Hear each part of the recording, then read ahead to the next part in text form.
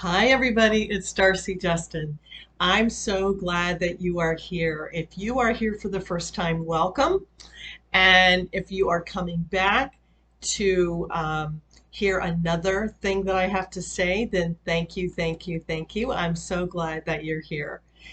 And I have been listening to a few people lately, and they have been complaining about some of the negative things that are going on in their head. And I realized that this is so important because we all have two voices in our head. So we're going to talk about your inner critic today. All right, so we all have two voices in our head, right? We have one is uplifting and says, yes, you can do it. It's the little train that could. I think I can. I think I can. It encourages us. It tells us, yes, you have the confidence to do this. Um, it's just that wonderful positive voice, which gives us positive energy, right? And then we have this other voice in our head that is like our mother on a really bad day, right? I don't know what your mother was like, but every mother has a really bad day. Why did you do that? No, you're not going to be able to finish that. Um, what were you thinking? That's always a good one. What were you thinking? Then there's that voice. That voice that sounds like a really nagging bad mother is your inner critic. And studies have shown that listening to that voice and paying attention to that voice can really shut down your learning. It can really shut down a lot of the things that you probably want in your life and you probably want to move forward.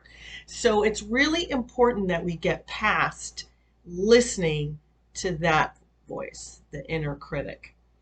I love what Brené Brown said. Shame corrodes the very part of us that believes we are capable. Ooh, that is some good stuff. So shame corrodes that very part of us that thinks I'm capable of doing this. And then shame comes in and fear and all of those really nasty feelings. And all of a sudden we're backpedaling. We're no, I don't think so. I don't think so. And that's why a lot of times we can't make good decisions, or maybe we have a friend that just has a really hard time making a decision. And so many times it's that shame creeping in and causing all kinds of havoc in our thoughts. Okay, so that's that. What can we do about it? What do we do about it? How can we manage it better? We all have enough stress going on in our lives, and we all have enough anxiety. And let me see, what else do we have? And for some reason, in midlife, it's even heaped on us even more, right? Like your child's going off to college, or you're taking care of your elderly parents, or maybe your husband wants to retire. And a lot of this stuff can just be like the dump truck backing up in your life going, and we're all dealing with all of that. So we don't need, on top of all of that, we don't need that inner critic turning up the volume and causing us all kinds of angst. So what do we do? That's a really good question. There are a few things that I'm going to mention that we can do. And as you know, I love Tony Robbins, and I went through the Tony Robbins life coaching. And one of the techniques I learned is give your fear, give your thing that you really don't like in your life, give it a name, make it a person. And so this actually can be really helpful. It's helped some of my clients. So give your inner critic a name. Give her a name, have a little chat with her, let her know who's in charge, and you can keep her in check by actually dealing with her like she's a person. And I know that sounds kind of odd, but if you give it a shot, you may be very surprised how effective it is. So it's not this creeping up on you. By the end of the day, you're like, oh my God, I feel awful.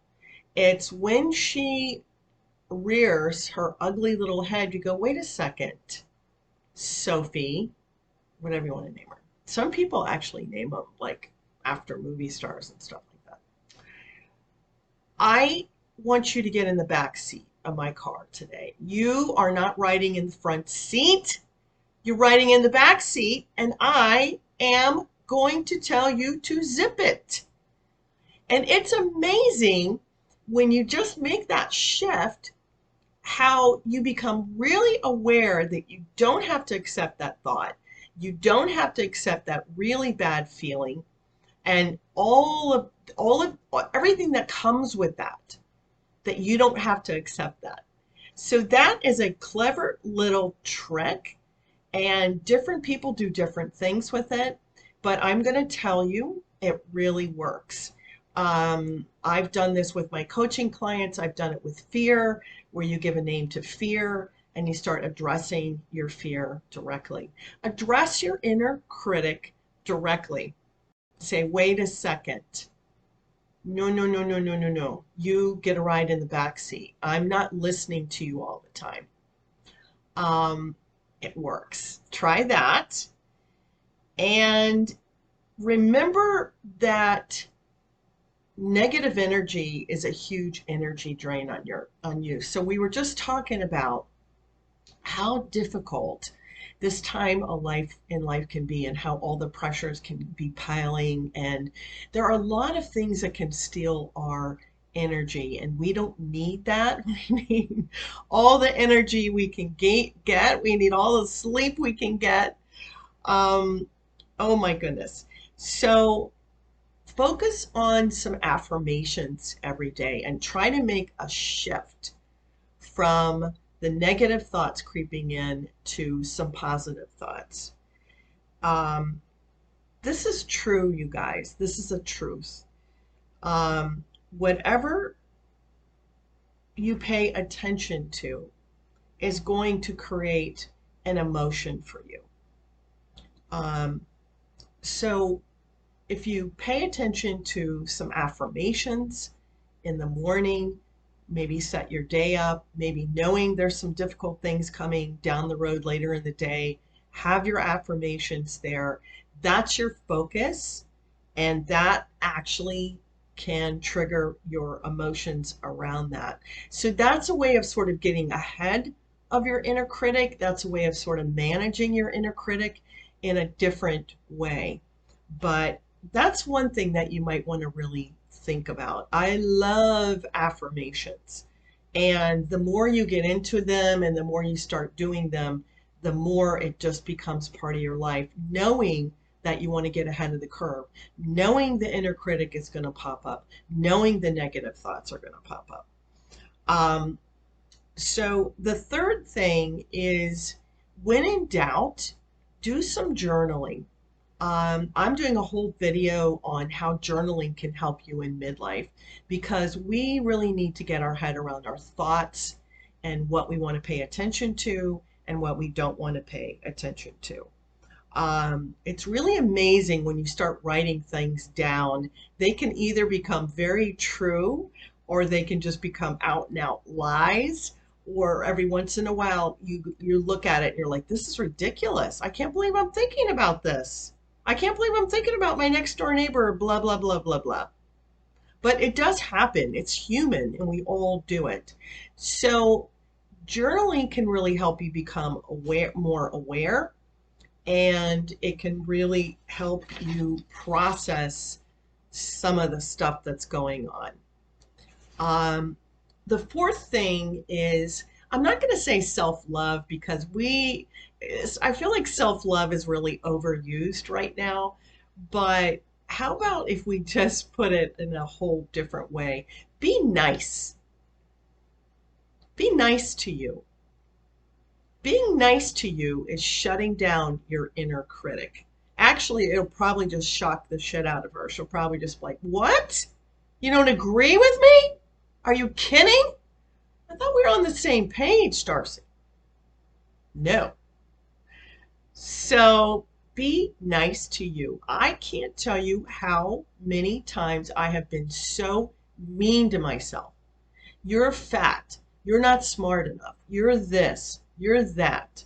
Oh, yes. Yes. Many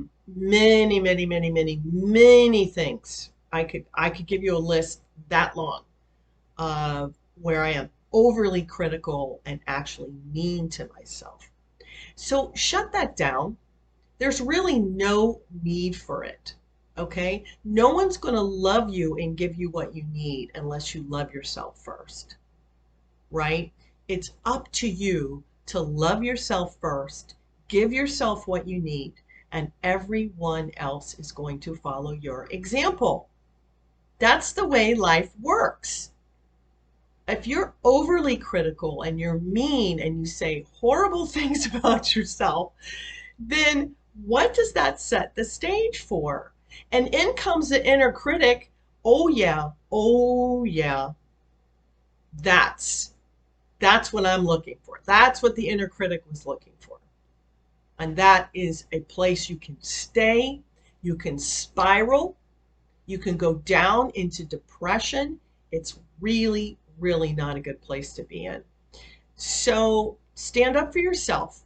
Stand up for the things that you've done. Stand up for your values. Be grateful, be thankful, and that will shock your inner critic. Trust me, it works. The last thing I want to mention that can really help you reel in some of your negative thoughts and your inner critic is meditation. Now, you guys know I started a playlist on meditation. I used to think it was woo-woo, and I really wasn't into it. But let me tell you, it does work. So, especially in midlife, because we really need to get centered, we really need to get grounded, we really need to be able to go to a place where it's quiet. Being aware of your inner critic and your negative thoughts is really the first thing, right? You can't go in and change stuff you're not aware of. So I once had a friend and she made stuff up all the time.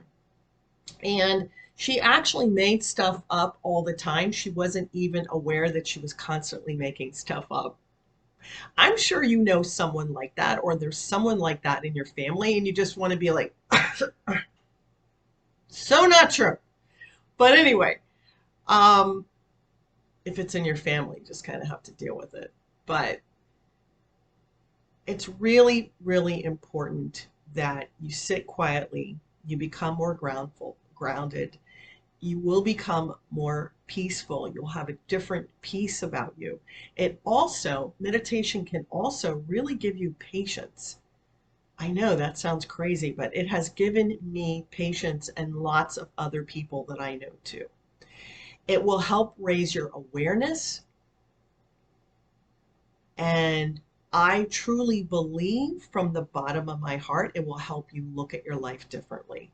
It will help you look at other people's lives differently. So there are lots and lots of ways to do meditation. Nowadays, it's amazing.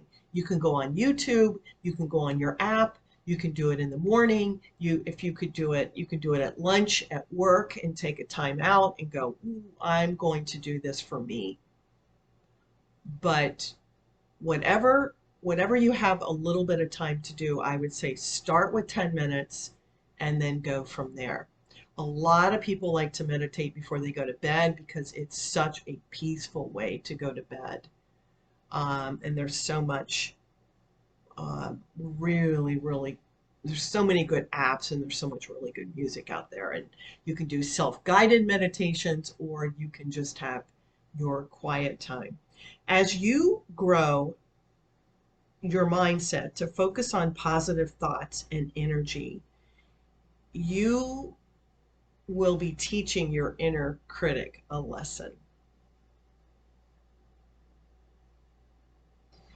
You will embrace only what is true, what is pure, what is right, and what is whole. Your body will long for the truth. I promise you, your mind will long for the positive energy.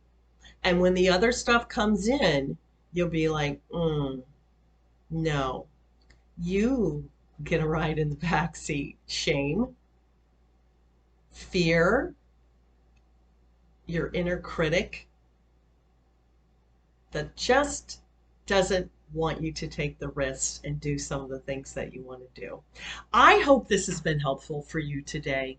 I am excited that we had a chance to talk about inner critic because I think it is a big part of our life and a big part of our midlife. So I hope that you will subscribe to the channel. If you are curious at all about my midlife coaching, please reach out to me. I would love to talk to you. I would love for you to comment below and let me know what kind of videos you're interested in. And I am glad that we had this time together. Bye, loves.